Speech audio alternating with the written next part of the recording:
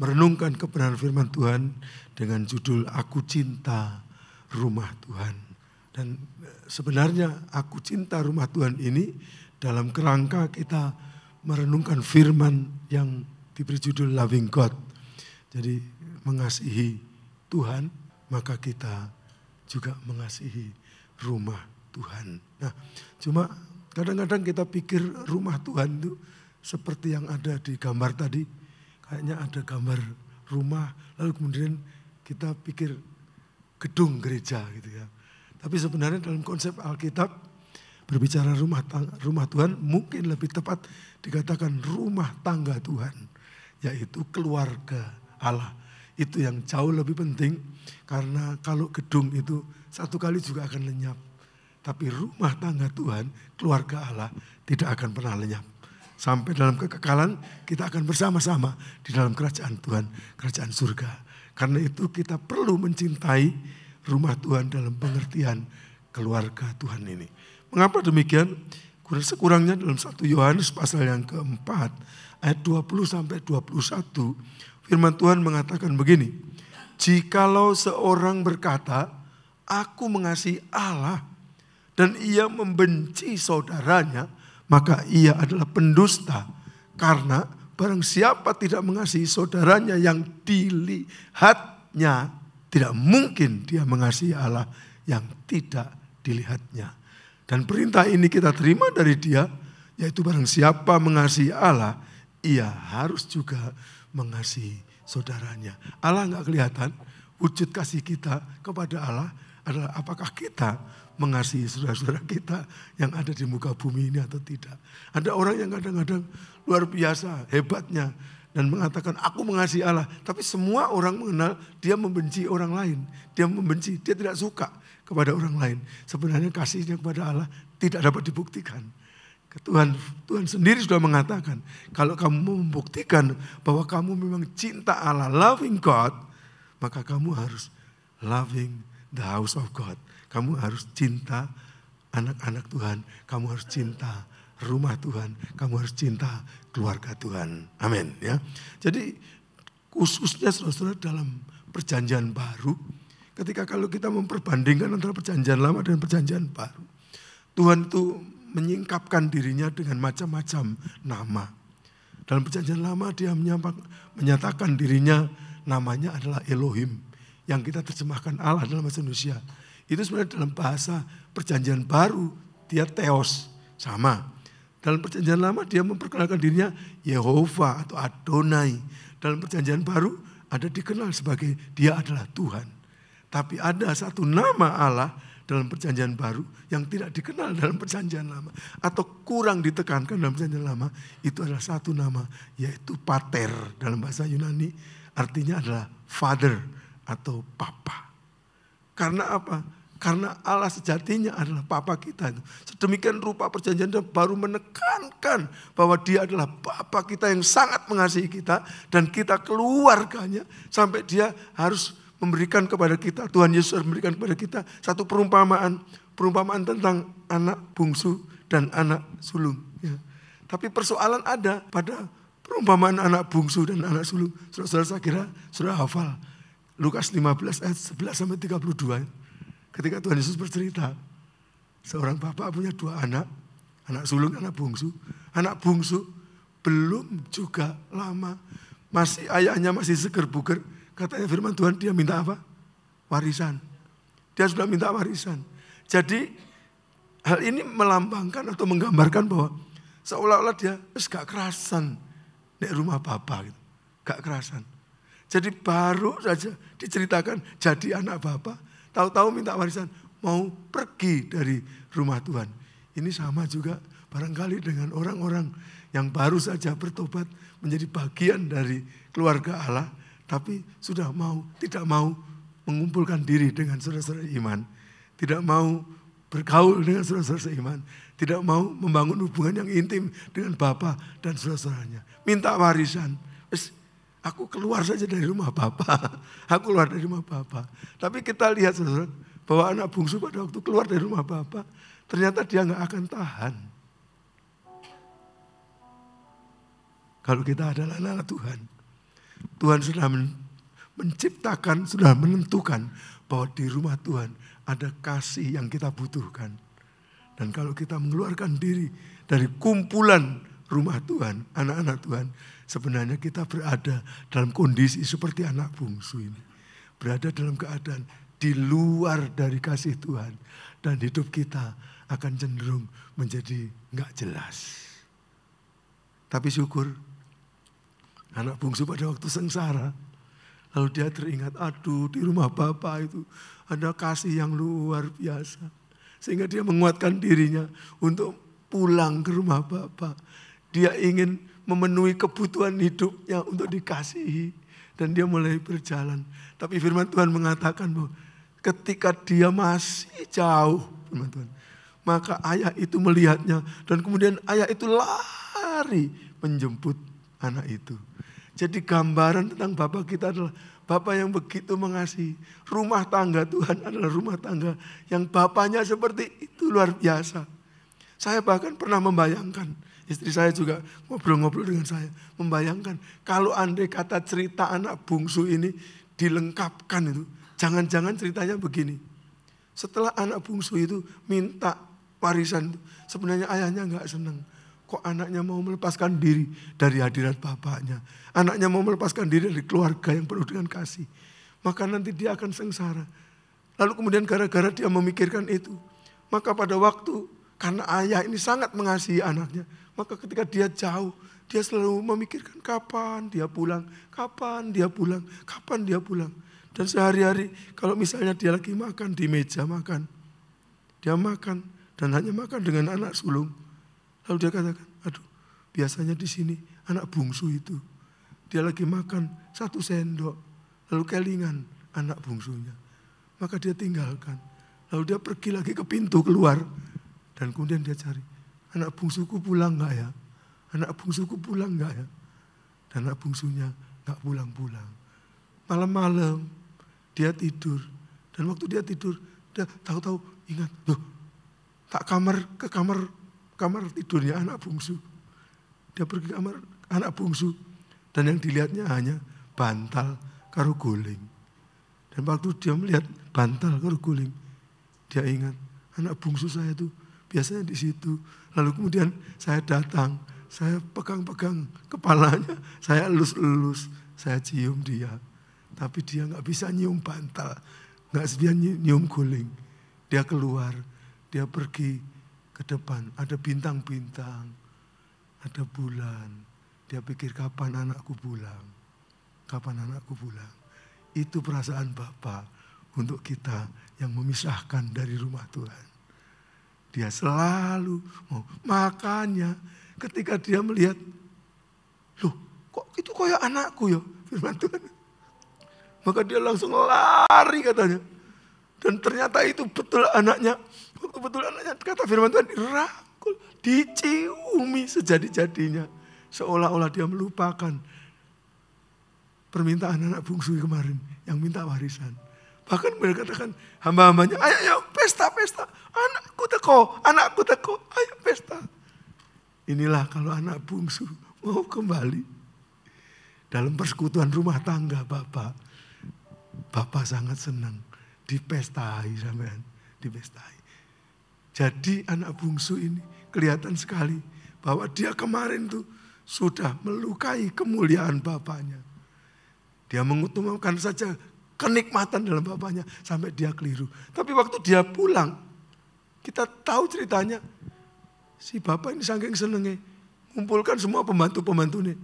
Terus kono sembelih itu sapi yang paling tambun, ayo pesta-pesta. Tapi anak sulung tetap di belakang rumah, gak mau pulang. Marah. Karena anak bungsu, wong wis merusak seperti itu, kok pulang dipestai. Tapi dia kemudian mengatakan, Bapak, aku itu memperbudakkan diriku kepada Bapak. Kepala jadi kaki, kaki jadi kepala. Aku korban banyak untuk Bapak. Tapi Bapak ini tidak pernah mengajak saya menikmati hasil dari jerih payahku ini. Bapaknya kaget. Lah anakku, semua yang ada di sini ini milikmu. Kenapa kamu gak menikmati? Kamu ini anak Tapi memperlakukan diri kayak babu. Akhirnya kamu gak menikmati. Kadang-kadang anak Tuhan ada juga yang begitu bersemangat menikmati Tuhan. Sampai gak melayani Tuhan.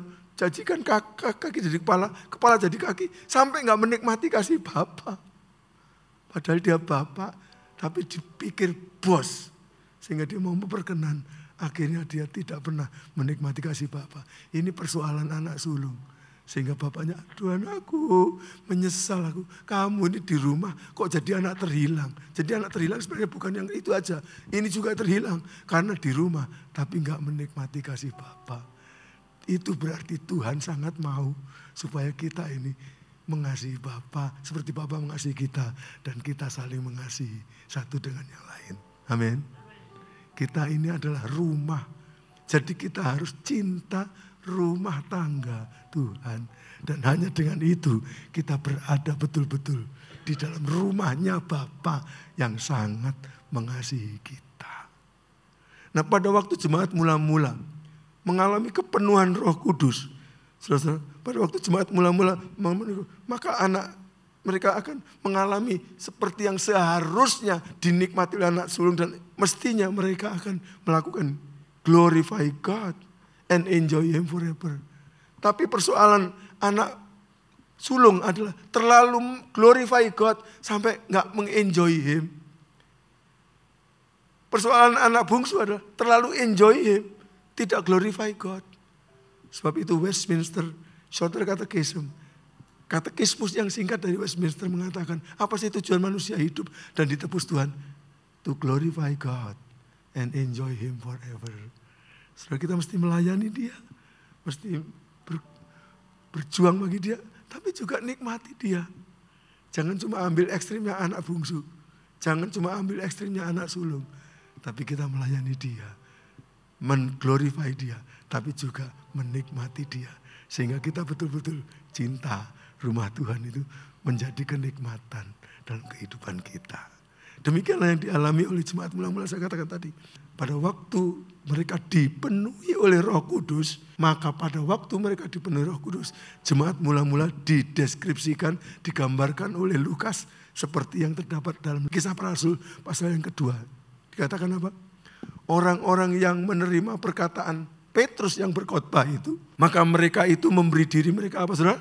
Dibaptis. Berarti masuk menjadi anggota keluarga Allah. Dan pada hari itu jumlah mereka tambah kira-kira keluarganya langsung tambah 3.000 jiwa. Apa yang mereka lakukan? Karena mereka dipenuhi Roh Kudus itu. Mereka apa? Bertekun dalam pengajaran rasul-rasul. Dan dalam persekutuan. Jadi berarti suka bersekutu dan diajar. Dimuridkan. Mereka suka sekali tekun dalam pengajaran pemuritan. Sehingga akhirnya mengenal Bapa yang penuh dengan kasih. Dan mengembangkan sifat kasih dalam rumah tangga Bapa itu. Lalu kemudian dikatakan, dan mereka selalu apa saudara? Kumpul.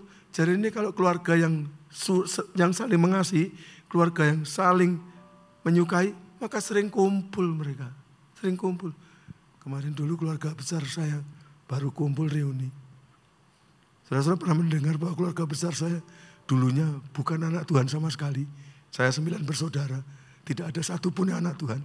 Tapi karena kemurahan Tuhan, lalu Tuhan mulai selamatkan dari yang kecil. Dalam kurun waktu 37 tahun, akhirnya kami jadi anak Tuhan semua. Bahkan sekarang terpencar di mana-mana, kami melayani Tuhan. Kemarin dulu kami ada reuni. Yang masih hidup dihitung 130. Yang sudah meninggal kira-kira 20. Jadi anak-anak Tuhan semua. Tapi yang bisa kumpul cuma 70. Waduh, waktu kumpul kayak nggak mau berhenti acara nih. Sampai diusir kalau yang tukang restoran, yang punya restoran. Pak, udah selesai. Saking senangnya kumpul. Kalau keluarga saling mengasihi, keluarga Bapa. Ini sering kumpul. Mereka selalu kumpul untuk memecahkan roti dan berdoa. Next, firman Tuhan katakan apa? Maka ketakutanlah mereka semua, sedang rasul-rasul itu mengadakan banyak mujizat dan tanda-tanda. Dan semua orang yang telah menjadi percaya itu apa saudara? Tetap Bersatu ini cirinya kalau keluarga Tuhan, yang keluarga Allah yang luar biasa penuh kasih itu. Akhirnya tetap bersatu dan segala kepunyaan mereka adalah kepunyaan bersama. Dan selalu ada saja dari mereka yang sampai menjual harta miliknya lalu membagi-bagikannya kepada semua orang sesuai dengan keperluannya masing-masing. Pada waktu Roh Kudus memenuhi jemaat mula-mula, mereka rasa satu keluarga. Sampai akhirnya ketika ada bala kelaparan di Yerusalem, ada keluarga-keluarga yang akhirnya nggak bisa makan. Sampai ada yang menjual tanahnya supaya saudara-saudaranya bisa makan. Waduh, persaudaraan di dalam Tuhan seperti ini. Moga-moga akan tercipta di antara anak Tuhan di mana-mana. Bukan karena dibuat-buat oleh dirinya, tapi kita dipenuhi Roh Kudus. Sehingga akhirnya kita merasa satu persaudaraan seperti itu. Firman Tuhan katakan apa? Dengan bertekun dan dengan sehati. Mereka berkumpul tiap-tiap hari. Saking kangen nih. Tiap-tiap hari dalam bait Allah. Mereka memecahkan roti di rumah masing-masing secara bergilir. Ini Kak CG ya, gitu ya. Dan makan bersama-sama dengan gembira dan dengan tulus hati sambil memuji Allah. Dan mereka disukai sedikit orang. Amin. Oh, saudara sangat memperhatikan. Mereka disukai semua orang. Dan tiap-tiap hari Tuhan menambah jumlah mereka dengan orang yang diselamatkan. Kalau kita membangun sebuah keluarga bersama, di mana masing-masing mengatakan, aku cinta rumah Tuhan, aku cinta rumah tangga Tuhan. Maka akhirnya dari luar sana akan terlihat bagusnya minta ampun. Sudah tahu kenapa keluarga saya satu. Selama 37 tahun akhirnya semuanya jadi anak Tuhan. Salah satu penyebab adalah karena waktu satu jadi anak Tuhan, satu berdoa untuk sisanya setiap malam. Dua bertobat, dua berdoa untuk sisanya setiap malam. Tiga bertobat, tiga berdoa untuk sisanya. Tapi di samping itu, kami masing-masing ngomong, memang waktu kami dulu belum jadi anak Tuhan, kami lihat kumpulan anak Tuhan di kampung saya itu. Kami mengatakan, betapa mereka saling mengasihi satu dengan yang lain. Dan kasih mereka bahkan sampai meluap kepada kami. Sehingga kami dikasihi oleh mereka. Seperti gereja mula-mula. Saudara-saudara, adalah baik kita diselamatkan, kita dibaptis. Tapi sebenarnya Tuhan mau memberikan kepada kita hadiah lebih daripada sekadar keselamatan jiwa.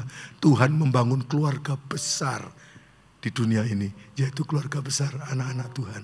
Saya bersyukur. Gara-gara saya menjadi bagian dari anak Tuhan, saya pergi kemana saja, kalau ketemu anak Tuhan, saya selalu dapat diterima sebagai saudara dalam keluarga itu.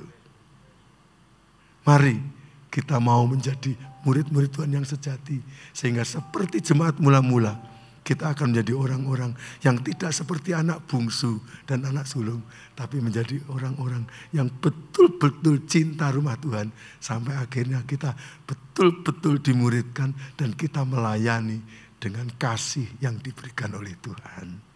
Izinkan, terakhir saya ingin kisah cerita. Suatu cerita yang kemarin dulu sudah saya bagikan di gereja pusat di Cempaka. Saya akan sharingkan pagi ini kepada kita sekalian. Cerita tentang pertumbuhan seorang rohani, seorang yang bernama Sumiarsih. Pada tahun 2007, saya pas ada rapat di Jakarta. Tahu-tahu saya ditelepon dari kantor agama Surabaya. Ini Pak Gadut ya? Oh iya Pak, dari mana? Kantor agama Surabaya. Ya Pak, kenapa? Saya pikir saya ada salah apa. Tahu-tahu dia katakan, ya Pak, ini ada berita, ini Sumiarsih yang mantan Germo itu. Ini akan dieksekusi. Dan waktu ditanya, siapa yang mau kamu tunjuk untuk menjadi pendampingmu waktu kamu dieksekusi? Dia menyebut nama Bapak. Oh ya, jadi Bapak kami persilahkan untuk datang ke Surabaya. Nggak boleh pergi kemana-mana. Langsung Bapak akan kami antar ke satu rumah. Di mana sejak saat itu sampai eksekusi, Bapak akan tinggal di rumah itu. Eksekusinya kapan? Dirahasiakan Pak. Loh, lah aku tinggal di rumah tanpa siap-siap. Tapi akhirnya mereka atur supaya saya dibawakan pakaian. Lalu saya tinggal di situ. Kenapa sih orang itu dieksekusi? Karena lama yang lalu, tahun 1988, tahu-tahu kota Malang dan Batu geger. Apa? Karena ada karung-karung sedang dibuang di Songgoriti. Dan ternyata karung-karung itu berisi mayat. Waktu dicek mayatnya adalah mayat keluarga Kolonel Angkatan Laut namanya Pak Purwanto. Hampir seluruh keluarganya dibunuh. Ternyata otak pembunuhan itu adalah si Sumiarsi Germo di Doli itu. Dan yang ikut melakukan acara pembunuhan adalah suami sambungnya namanya Pak Prayit dan anaknya namanya Sugeng. Gara-gara itu maka 3 orang diciduk dibawa Kalisosok ke Surabaya. Tapi syukur waktu di penjara Kalisosok ternyata ada seorang dokter anak Tuhan yang merawat orang-orang sakit di Kalisosok.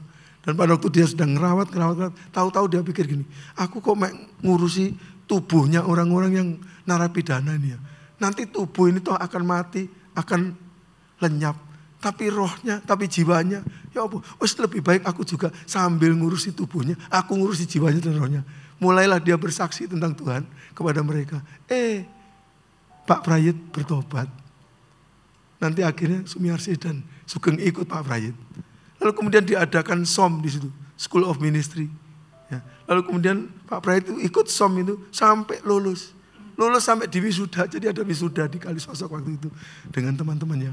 Habis gitu, maka Pak Prayit ini kemudian kena sakit jantung, mati sebelum dieksekusi. Sumiarsi dipindah ke tahanan di Malang, di Kajuk. Sugeng dipindah ke Porong. Nah karena dipindah ke Malang inilah, maka kemudian istri saya dan Ibu Yani Lim, seorang ibu asal Malang berwarga kenegaraan Kanada. Kami mendirikan satu yayasan namanya Bethesda untuk ngurusi orang-orang tunawisma, tunanetra, cacat tubuh, orang-orang jompo dan sebagainya di Malang. Yayasan Pelayanan Kasih Bethesda kami dirikan. Maka akhirnya istri saya dan Bu Yani Lim melayani ke penjara itu. Ketemu dengan Sumiarsi. Akhirnya, Sumiarsi masih baru kenal Tuhan. Akhirnya dibawa, dimuridkan menjadi anak Tuhan. Masuk dalam keluarga Allah. Dan gara-gara itu akhirnya Ibu Yani Lim dan istri saya, Bu Esther, mengadakan pendalaman Alkitab dengan Sumiarsi. Secara pribadi di samping dengan narapidana wanita lainnya. Sumiarsi selalu minta lebih. Sehingga akhirnya kepada dia kadang-kadang ada 1 jam, ada 2 jam belajar Alkitab. Dan pertumbuhan rohani Sumiarsi jadi baik sekali. Dia menjadi orang yang sangat baik. Sampai kepala penjara itu. Luar biasa, seneng. Ini orang yang dulu penjahat kelas kakap, pembunuh berdarah dingin. Sekarang kok jadi baiknya minta ampun kayak gini. Dia suka membantu program-program di penjara itu. Sangat melancarkan semua program. Sampai akhirnya ibu-ibu kepala penjara, tiga kepala penjara seneng sama dia. Lalu kemudian rupanya waktu di sana, akhirnya kehidupannya juga menjadi berkat dari teman-temannya. Teman-temannya bertobat. Sampai akhirnya kepala penjara katakan, nah ini orang-orang kalau bertobat gini gimana? Biasanya kami baptis. Ya wes kono bangunan kolam baptisan di penjara. Akhirnya kami Bethesda membangun kolam baptisan. Kita baptis orang-orang itu. Sampai ada orang yang diselamatkan. Sumiarsi terus bertumbuh. Tiap hari belajar Alkitab. Kalau enggak dengan Bu Yani Lim, dengan Bu Esther istri saya. Satu kali pada waktu pelajari Alkitab dengan Bu Yani Lim, tahu-tahu dia nangis sampai gugup. Dan waktu nangis gugup, Ibu Yani Lim katakan, Bu Sih, aku apa nyinggung awakmu atau enggak? Sumiarsi katakan, bukan Bu, bukan Ibu, tapi firman. Oh, firman, apa? Ya itu tadi firman. Katanya kita hidupnya seperti pohon anggur harus dibersihkan terus supaya berbuah. Tapi maaf ya Bu, kemarin dulu itu waktu saya ditangkap itu, saya khawatir karena anak-anak saya, cucu-cucu saya kemarin dulu itu kan gantungkan makan minumnya kepada saya. Saya khawatir saya dapat makan dari mana. Akhirnya rumah saya yang di Dolis itu masih saya sewakan kepada mereka yang berusaha itu. Saya rasa itu tidak berkenan kepada Tuhan, Bu. Tapi bagaimana saya bisa ngurusi makannya anak-anak saya dan cucu saya. Akhirnya Bu Yani Lim ngajak berdoa. Dia ngajak Bu Esther ngajak berdoa. Lalu akhirnya Tuhan beri solusi. Bamak di sini waktu itu memerlukan tempat untuk pengobatan gratis. Lalu disewa oleh Bamak. Walaupun sewanya tidak semahal kalau sewa untuk yang tidak baik itu. Tapi toh ada masukan. Akhirnya karena masukannya kurang, Sumiarsi akhirnya belajar bentel. Tapi karena bentel ini, karena tiap kali dia dikabarkan mau dieksekusi, dia selalu bersaksi dan dia memberkati banyak orang. Akhirnya orang-orang yang datang itu pada beli itu dan membelinya biasanya mahal. 5 kali lipat, ada yang 10 kali lipat gitu. Sehingga akhirnya Sumiarsi diberkati dengan itu. Dan dia mencukupkan keluarganya. Satu kali, tahu-tahu dia kemudian diminta untuk paksa dibawa ke Surabaya untuk dieksekusi mati. Itu saatnya ketika saya dipanggil. Dan ketika dia sedang dibawa ke tempat eksekusi itu, ada jaksa, ada polisi, ada dokter, ada saya rohaniwan, dan ada Sumiarsi. Suasananya hening, sepi. Saya ngomong sama Sumiarsi, Bu Se, gimana? Baik-baik Pak. Kok sepi ya? Ayo nyanyi Bu Se. Iya Pak, ayo nyanyi. Nyanyi apa? Allah kuasa aja Pak. Nyanyi kami Allah kuasa. Besok lusanya si jaksanya diwawancarai majalah Nova. Dan dia ceritakan, Sumiarsi waktu menuju ke tempat eksekusi, dia tidak kelihatan cemas atau apapun.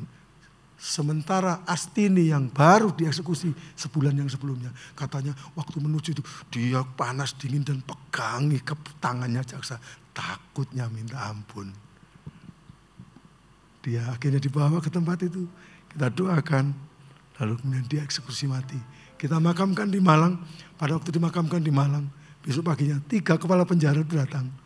Dan mereka bersaksi, saya nggak ngerti kenapa orang sebaik ini masih juga dieksekusi. Tapi sorry, rekaman itu nggak pernah disiarkan malamnya, atau sampai sekarang.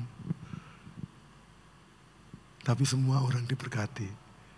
Lalu kemudian setelah saya makamkan, dari penjara ada permintaan.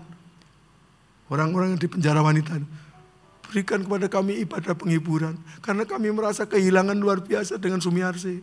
Saya akhirnya pergi kepada sana dengan beberapa pendeta. Waktu sampai di gerbang saja, sudah terdengar tangisan yang luar biasa. Semua penjara menyayangi Sumiarsi. Bukan hanya anak Tuhan. Lalu kami pergi ke chapel, ibadah. Ibadahnya sudah penuh dengan tangisan sampai saya nggak bisa nyampaikan firman sepanjang seperti hari ini. Ya, jadi pendek-pendek aja. Tapi saya beri kesempatan kesaksian. Suatu muncul seorang wanita dempal. Lalu dia ngomong, saya ini orang Filipina. Saya dulu kasus narkoba. Tapi saya sungguh-sungguh nggak tahu kenapa Mbak saya harus dibunuh. Harus dieksekusi mati. Kenapa? Karena tiap pagi jam 4:30 pagi Mbak saya selalu pergi ke sel-sel kami. Dan selalu ketuk. Halo, selamat pagi. Sudah doa, sudah baca Alkitab. Setiap pagi ke sel. Halo, selamat pagi. Sudah doa, sudah baca Alkitab. Siapa itu? Germo. Pembunuh berdarah dingin. Bisa diubahkan seperti itu. Lalu setelah dia, yang terakhir yang bersaksi adalah seorang putri remaja. Seorang putri remaja bersaksi terakhir dan mengatakan, saya menjadi orang yang sangat beruntung. 9 bulan ini saya sekamar, sesel dengan Mbah Sumiarsi. Saya melihat Yesus selama 9 bulan di kamar saya. Seorang yang sangat baik. Belum juga saya ngomong kalau saya ada masalah. Tapi kalau dia lihat saya galau, lalu dia selalu katakan, Dok, kenapa kamu galau? Ayo sini ngomong sama Mbak Anci. Lalu didoakan, lalu saya dielus-elus. Lalu kemudian saya mendapatkan kasih.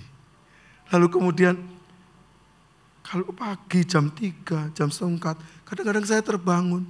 Karena apa? Ternyata Mbak Anci sudah sedang berkasih-kasihan dengan Yesus. Sedang baca Alkitabnya. Sedang doa dan berkasih-kasihan dengan Yesus. Nanti sampai jam 4:30, baru 4:30 dia akan pergi dari sel ke sel seperti tadi.